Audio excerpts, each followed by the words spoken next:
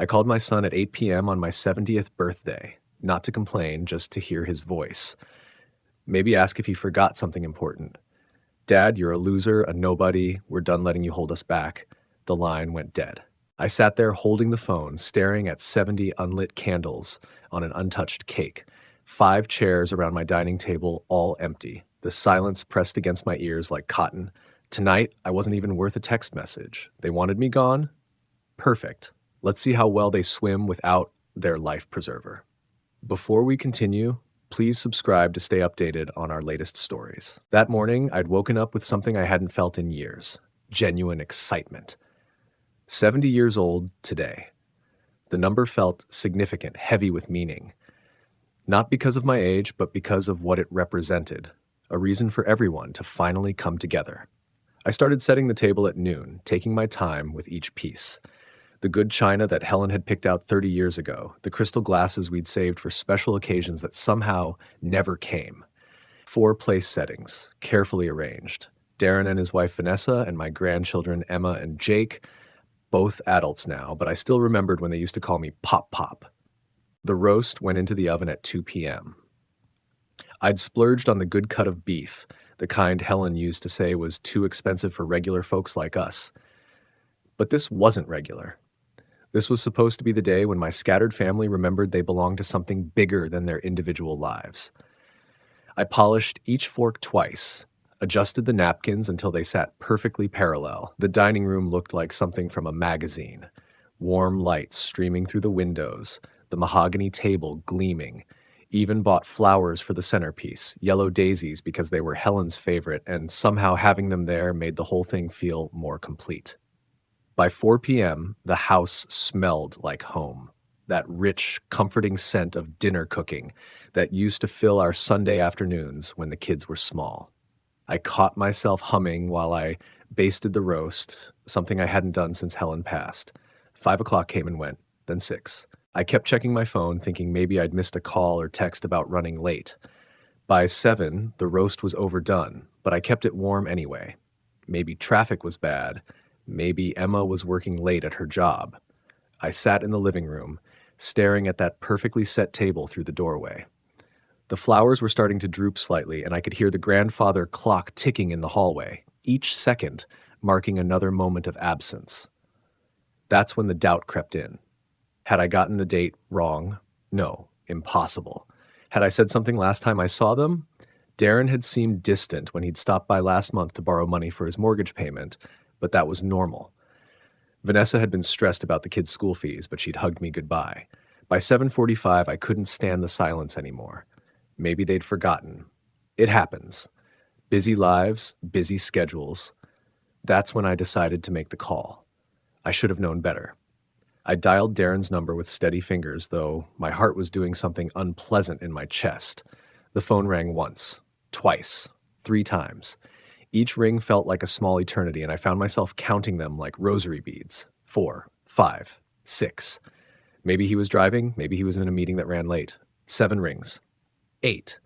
I was about to hang up when the line clicked. What? Not a question, not even a greeting. Just that flat, irritated syllable that told me everything I needed to know about his mood.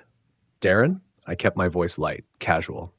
It's Dad. I know who it is. There was noise in the background. Television, maybe music, the sound of a life happening without me. What do you want? The question hit me wrong, but I pushed down the prickle of annoyance. This was my son, my birthday. Surely there was some reasonable explanation. I was just wondering, I said, letting a tiny edge creep into my voice, if maybe you forgot something today? The silence stretched between us like a taut wire. I could hear him breathing, could practically feel his jaw tightening through the phone. When he spoke again, his voice had gone cold in a way that made my stomach drop. If you're talking about your birthday, Dad, how could anyone forget? You've been reminding everyone about it for weeks. 70 years old, you kept saying. 3/4 of a century. Like it's some kind of national holiday we're all supposed to celebrate. The words landed like physical blows. I gripped the phone tighter, my knuckles going white against the plastic. This wasn't how this conversation was supposed to go. This wasn't how any of this was supposed to go. Darren, I just thought... You thought what? That we'd all come running because you hit another birthday? That we'd pretend everything's fine and play happy family for a few hours? I could hear something shifting in his voice, something ugly rising to the surface. The background noise had stopped, which meant he'd turned off whatever was distracting him. Now I had his full attention, and somehow that felt worse than being ignored. "Look, Dad," he said, and the way he said "Dad" made it sound like a curse word. "I'm going to save us both some time here and just say what everyone's been thinking for years." My mouth went dry. "What do you mean?" "You're a loser. A nobody. We're done letting you hold us back." He paused, and I could hear him taking a breath, like he was gathering steam. "We're moving up in the world now. Emma's seeing someone important. His family has real connections, real money. We're at their celebration tonight, meeting people who actually matter. You have to matter. You have to understand priorities, Dad, and sitting around your dining room talking about the old days isn't one of them." The words hung in the air like smoke from a house fire. Acrid, choking, impossible to breathe around. I opened my mouth to respond, but there was nothing there. No words, no air, no sound except the sudden roaring in my ears. "Darren." The line went dead. I sat there holding the phone, staring at the display that now showed "call ended" in cold digital letters. My reflection stared back from the black screen.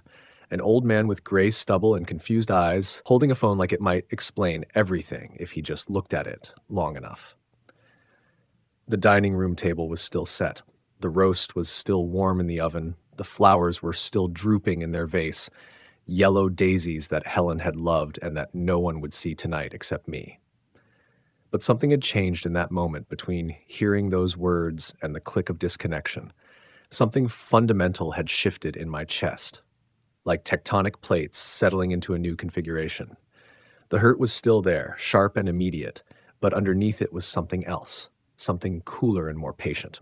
I set the phone down carefully on the coffee table and walked to the window. Outside, the street was quiet, suburban, peaceful. Normal families doing normal things in their normal houses. But inside my chest, a different kind of quiet was settling. The quiet that comes before storms, not after them. Darren thought he'd ended something tonight. He thought he'd finally cut the cord that had been binding him to his disappointing father. What he didn't realize was that cords, once cut, can't be reattached. And anchors, once released, don't just disappear. They sink to the bottom and wait. The call came at 10:30 the next morning while I was sitting at my kitchen table with cold coffee and yesterday's newspaper spread out like a shield between me and my thoughts. Vanessa's name lit up the phone screen, and for a moment I considered letting it ring through to voicemail. But curiosity won. "Dad?" Her voice was soft, apologetic, the tone she used when she needed something. "I'm so sorry about last night, about Darren."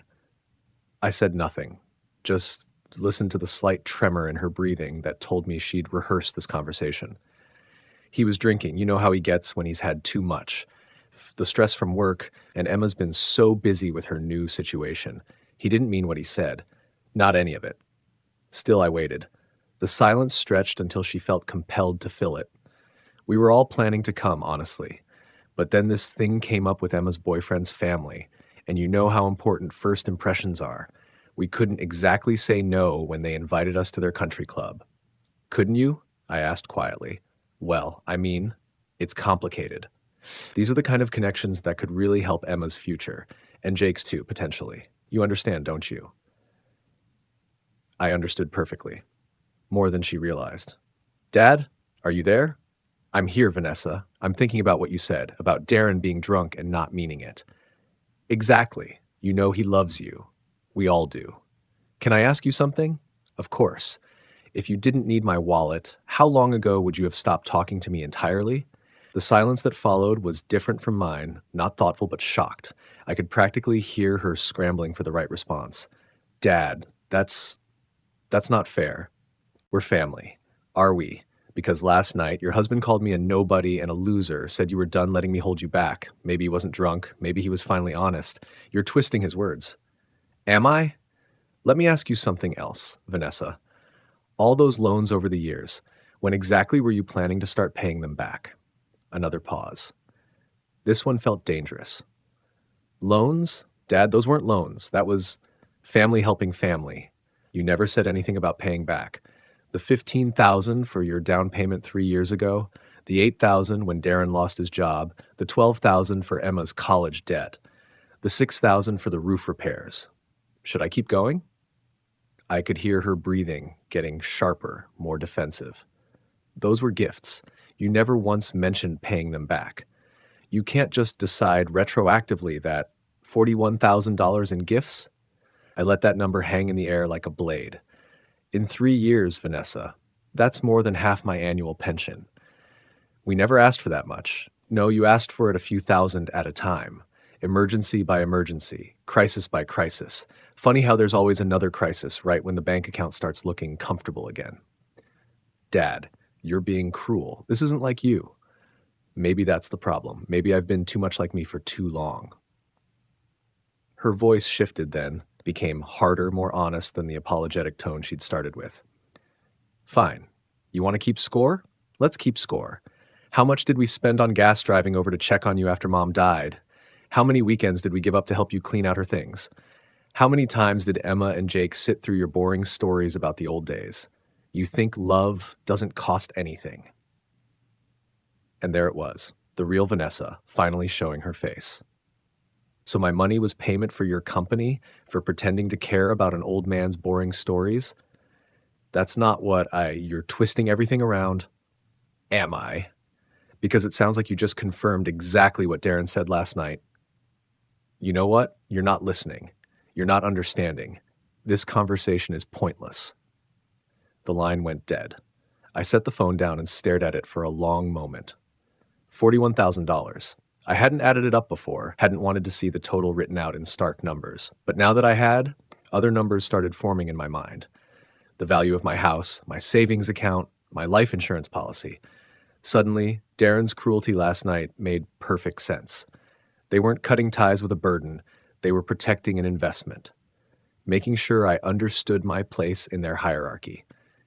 Keep quiet, keep paying, keep playing the grateful grandfather who should be thankful for whatever scraps of attention they threw his way. But investments, I realized, can be liquidated, and maybe it was time to start making some decisive moves of my own. The phone rang again around 2 p.m. Emma's name on the screen made my jaw clench automatically. Here we go, I thought. Round 2 of the damage control campaign. What do you need, Emma? I answered without preamble, my voice sharp enough to cut glass. Pop, pop? She sounded genuinely confused. I just wanted to call and wish you happy birthday. I know it's a day late, but let me guess. Your parents sent you to smooth things over? What's the script this time? More apologies? More excuses about how important your new boyfriend's family connections are? What? Pop, pop. I don't understand. What are you talking about? Something in her voice made me pause. The confusion sounded real, not performed. I'd known Emma since she was born. I could usually tell when she was acting. Your father called me last night, told me exactly what he thought of me. Your mother called this morning to blame it on alcohol and ask for money. So forgive me if I'm not in the mood for whatever comes next. Wait, what did Dad say to you? Her voice had gone sharp with concern. And Mom asked you for money? When? Don't pretend you don't know, Emma. I don't know. Pop, pop, I swear I don't know what you're talking about. I've been meaning to call you all week, but work's been insane. And then Benjamin's family had this thing, and Benjamin, that's the boyfriend with the connections. The what connections? Pop, pop, Benjamin works at a nonprofit. His parents run a food bank. What connections? I felt something shift in my chest, like a puzzle piece clicking into place in the wrong spot. Emma, why didn't you come to my birthday dinner yesterday? Because Dad said you didn't want to celebrate this year. He said you told them you wanted to spend it quietly, alone, remembering Grandma Helen, that you weren't up for a big family gathering. The words hit me like cold water. I gripped the phone tighter. He said what? He said you were feeling depressed about turning 70 without Grandma there, and that having everyone over would just make it worse, that you asked them to let you have the day to yourself. Her voice was getting smaller, uncertain. Pop, pop. That's not what happened, is it? No, Emma. That's not what happened. Oh my God, I could hear her breathing change and getting faster. Oh my God, I feel awful. I wanted to come anyway, but Dad insisted. He said, respecting your wishes was more important than what we wanted.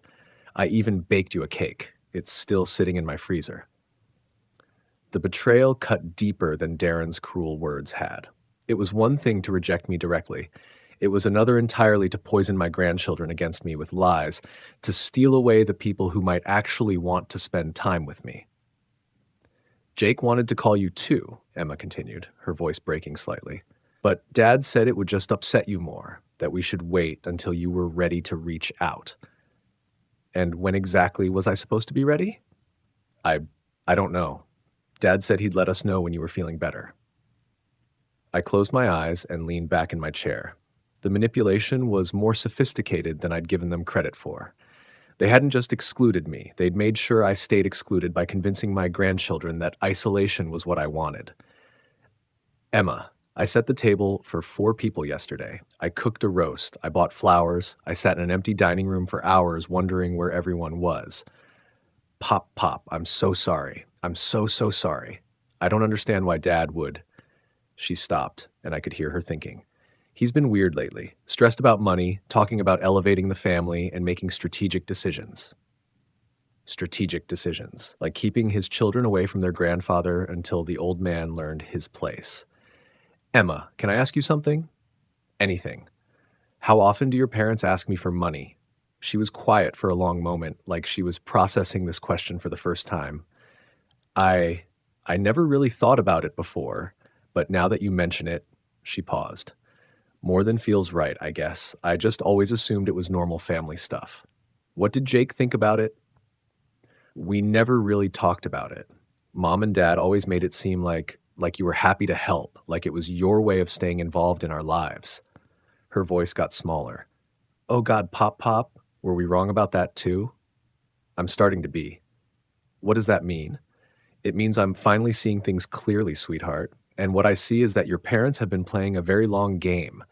Question is, what am I going to do about it? I want to make this right, Emma said fiercely. Jake does too. We love you, Pop Pop, and not because of money or anything else, just because you're you. I know, Emma. I believe you. Can we come over? Today, I'll bring the cake and we can have the birthday you should have had. I'd like that very much.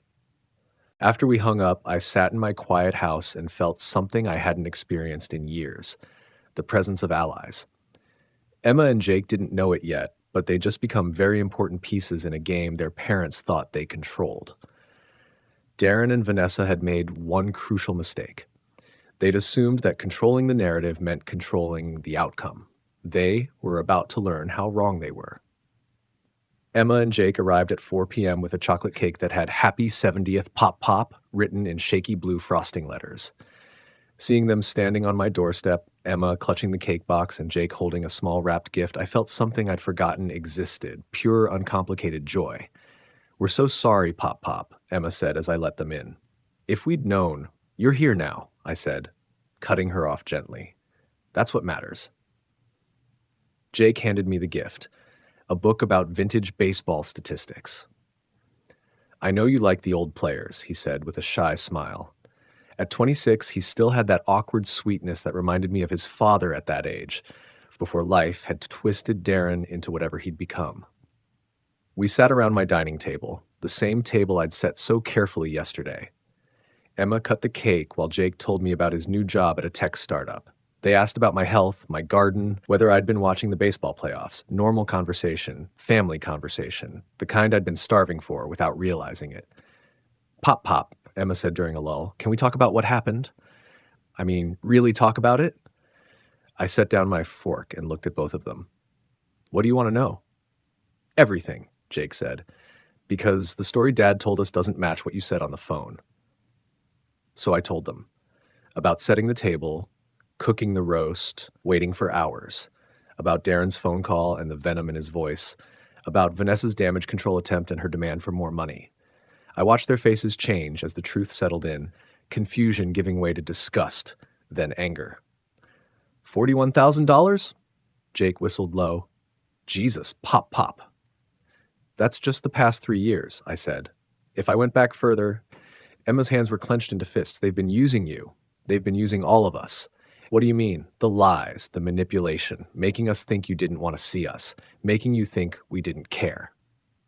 She looked at Jake. Remember last Christmas, when Dad said Pop Pop was too tired for a big celebration? Jake nodded slowly. And Emma's graduation. Dad said you had a doctor's appointment you couldn't reschedule. I never had any doctor's appointment that day, I said quietly. The silence that followed was heavy with realization.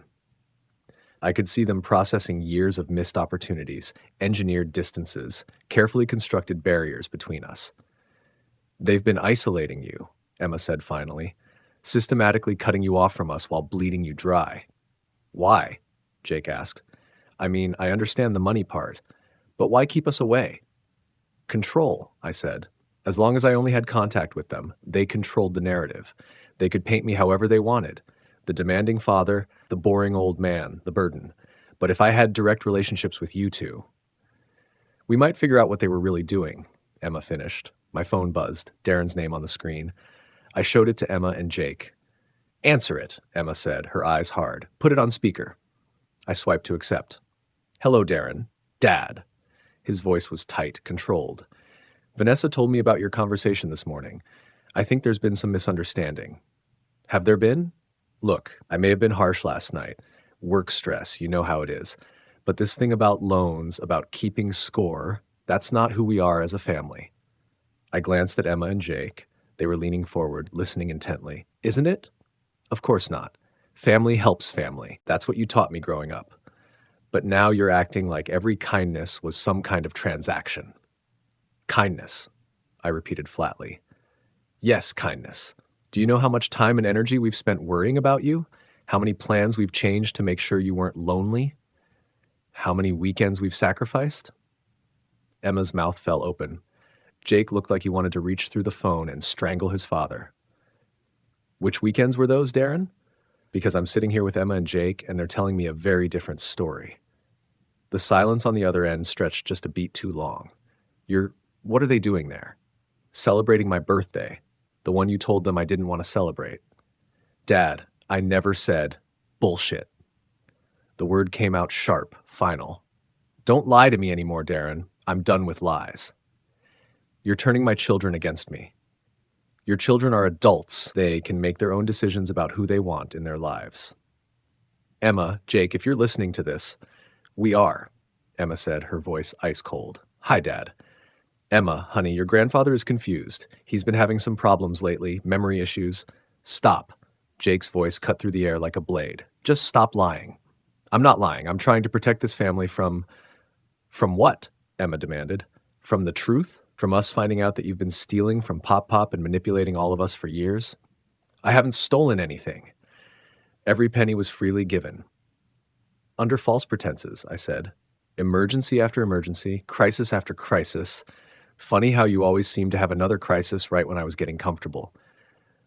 That's life, Dad. Things happen. Cars break down, roofs leak, jobs end, and your son gets involved with important people with connections, I said. Except he doesn't, does he? Benjamin works at a nonprofit. His parents run a food bank. So where were you really that night, and why did you lie about having important connections? Another silence. Longer this time. When Darren spoke again, his voice was defensive. We were at their house, okay? But I thought, people who run charities, they have to know wealthy donors, board members.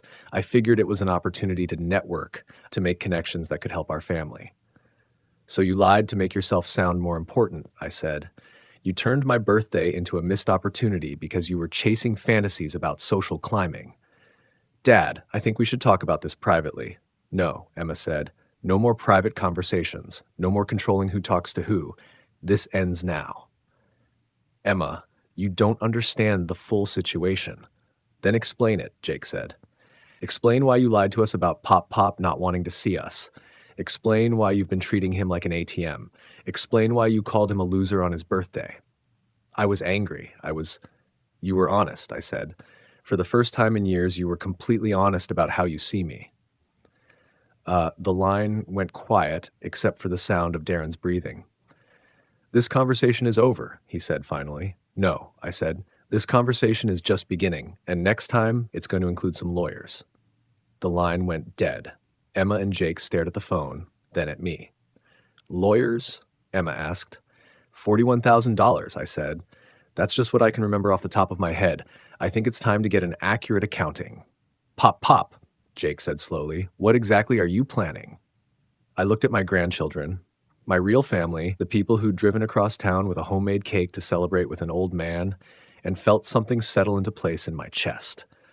Something cold and patient and absolutely certain. I'm planning to teach your parents a lesson about respect, I said, and about consequences. They arrived together at 6 p.m., probably coordinated their approach like generals planning an assault. I watched from my living room window as Darren's BMW pulled into my driveway, followed immediately by a car I didn't recognize. Emma's, I realized. She'd driven separately. Smart girl. I opened the door before they could knock. Darren stood there with his jaw set, Vanessa slightly behind him, looking nervous. Emma and Jake flanked them on either side, creating an odd tableau of family unity that I knew was about to shatter completely. Dad, Darren said, his voice artificially calm. We need to talk. I agree, I said, stepping aside to let them in. We absolutely need to talk. The living room felt smaller with all 5 of us in it. Darren and Vanessa took the couch, sitting close together like they were preparing for battle. Emma and Jake chose the chairs by the window, and I remained standing, looking down at all of them. It felt appropriate, somehow. I've called this family meeting, I began, my voice steady, because I've made some decisions in light of recent events. Darren's eyes narrowed. What kind of decisions? Important ones. Life-changing ones, you might say. I walked to my desk and picked up the manila folder I'd placed there earlier. I had a very productive conversation with my attorney this morning. The temperature in the room seemed to drop 10 degrees.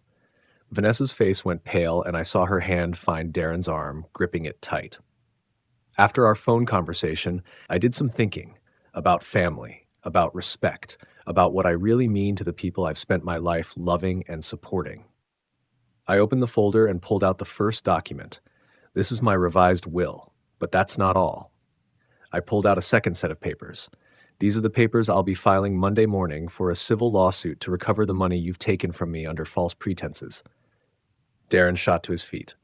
Dad, whatever you're thinking, sit down, I said, and something in my voice made him comply immediately. I'd never used that tone with him before, the voice of a man who had run out of patience and forgiveness. The old will left everything to you, Darren. The house, my savings, my life insurance policy, everything. You were my only child, after all. It seemed natural. I flipped through the pages slowly, letting them see the legal terminology, the official seals. This new will is quite different. How different? Vanessa's voice came out as barely a whisper. You and Darren have been removed entirely. Every asset, every account, every penny, it all goes to Emma and Jake. The silence that followed was deafening. I could hear the grandfather clock ticking in the hallway, could hear Vanessa's sharp intake of breath, could hear the paper rustling as my hands trembled slightly with the adrenaline of finally saying the words I'd been carrying for days. Darren's face went through a series of expressions, shock, disbelief, then a rage so pure it made his whole body shake.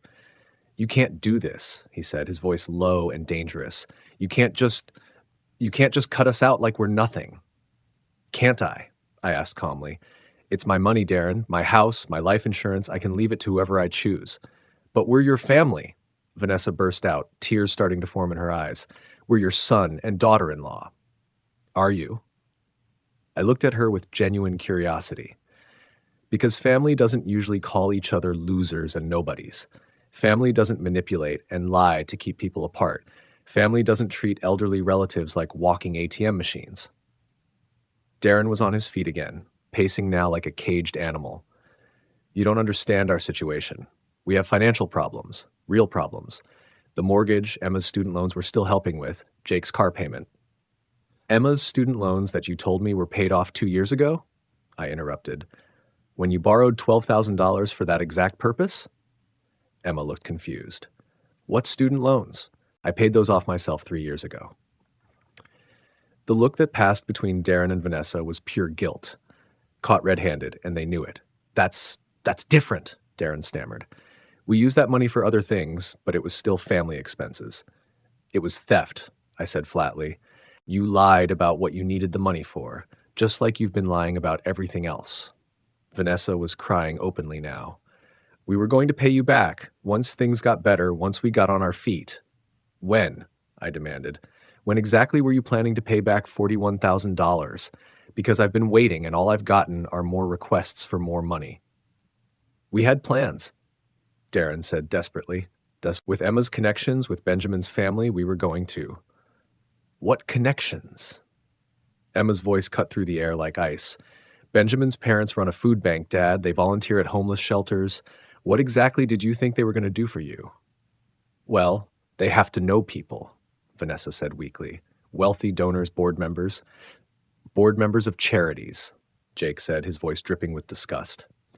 You were planning to use them to social climb? It's not social climbing, Darren snapped. It's networking. It's making smart connections. It's trying to give our family a better life. By using my grandfather as a bank and my boyfriend's family as social stepping stones, Emma said, standing up. Her face was flushed with anger. Do you have any idea how disgusting that is? Emma, honey. You don't understand, Vanessa started. I understand perfectly.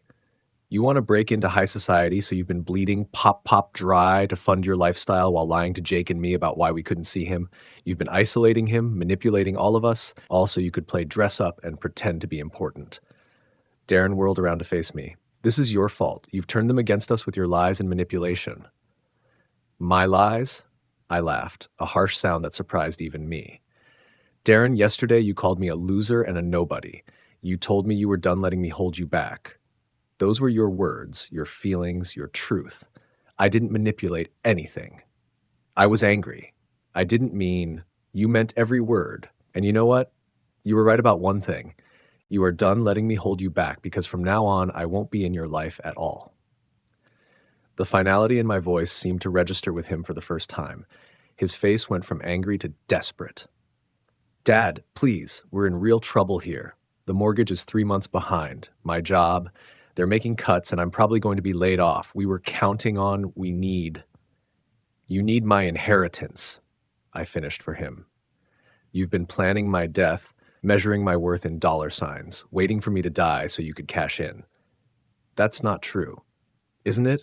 When was the last time you called me just to see how I was doing? When was the last time you invited me to dinner without asking for money first? When was the last time you acted like you actually wanted me around? The silence stretched on because we all knew the answer. Never, or so long ago that none of us could remember. Emma stood up and walked over to me. Pop, I think you made the right decision. Emma, please, Vanessa begged. Think about your father. Think about what this will do to him. I am thinking about him, Emma said coldly. I'm thinking about how he's spent years lying to me about Pop. I'm thinking about how he tried to convince me that my grandfather didn't want to see me. I'm thinking about how he's been stealing from someone who trusted him completely. Jake stood up too, moving to my other side. If Benjamin's family knew how you've been treating Pop, they wouldn't just refuse to help you network. They'd make sure everyone in their circle knew exactly what kind of people you are. You see, Darren, I said quietly, that's the thing about respect. Real respect, the kind that matters in the circles you want to move in. It's not about money or connections. It's about character. And people of true class, true breeding, they value how you treat your elders.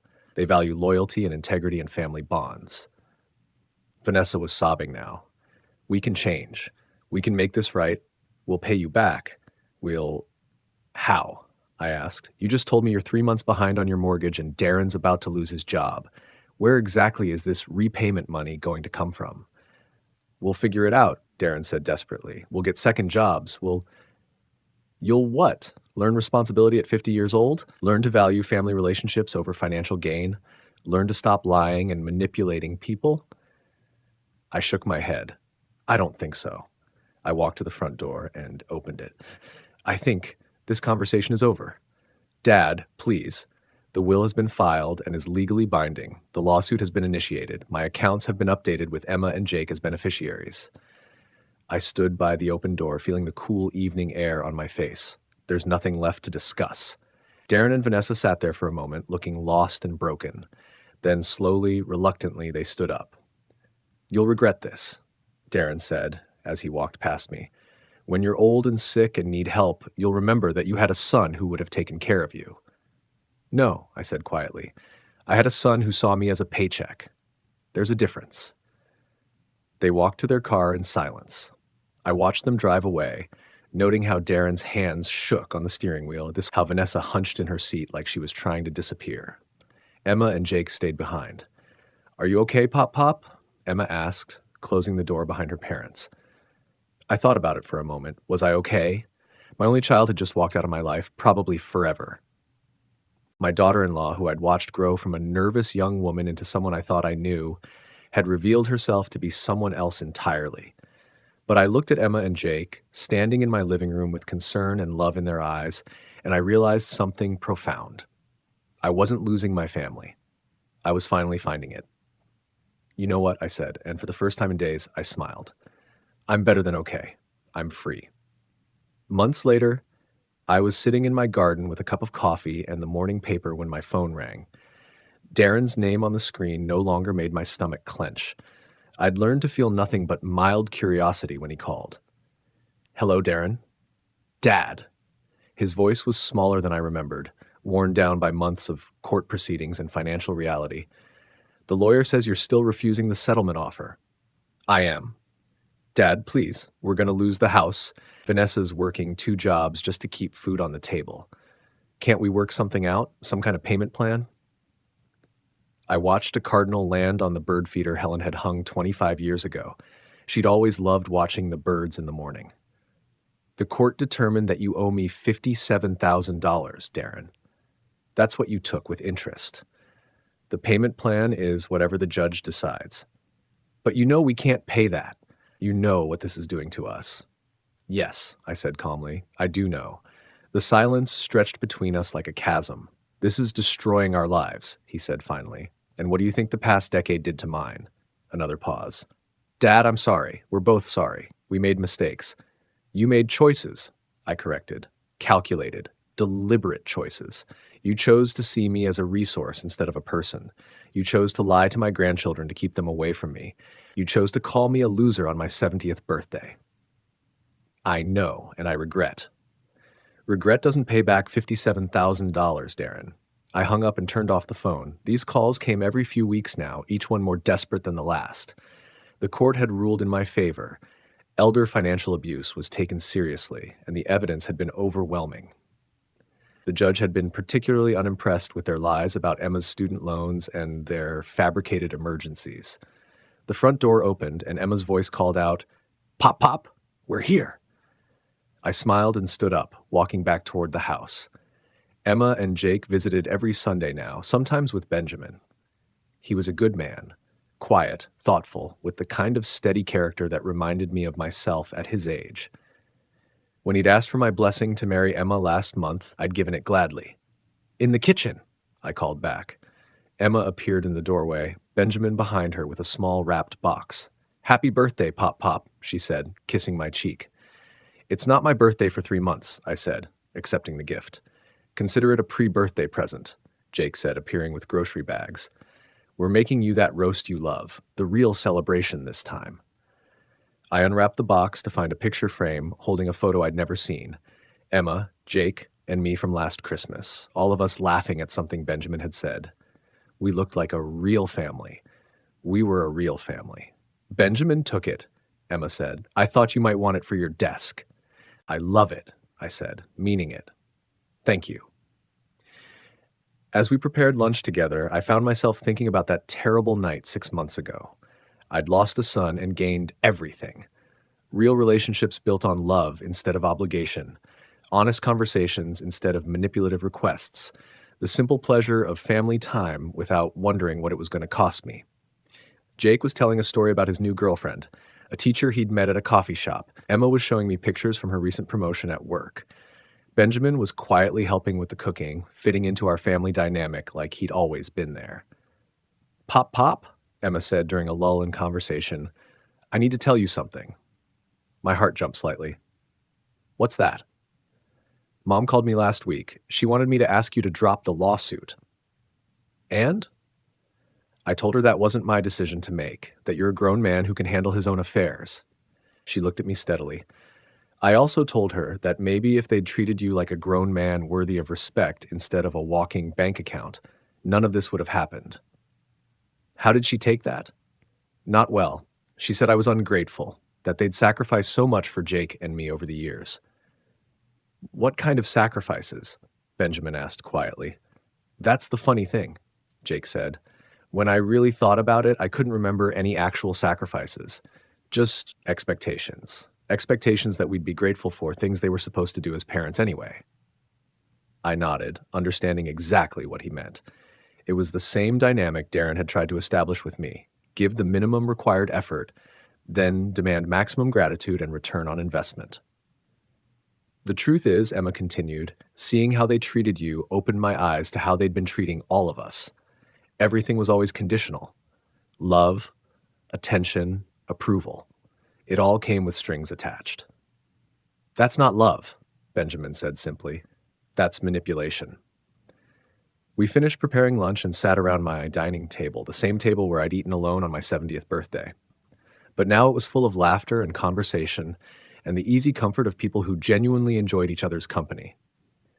Later, after Emma and Jake had gone home and Benjamin had helped me clean up, I sat in my living room and thought about the lessons of the past 6 months.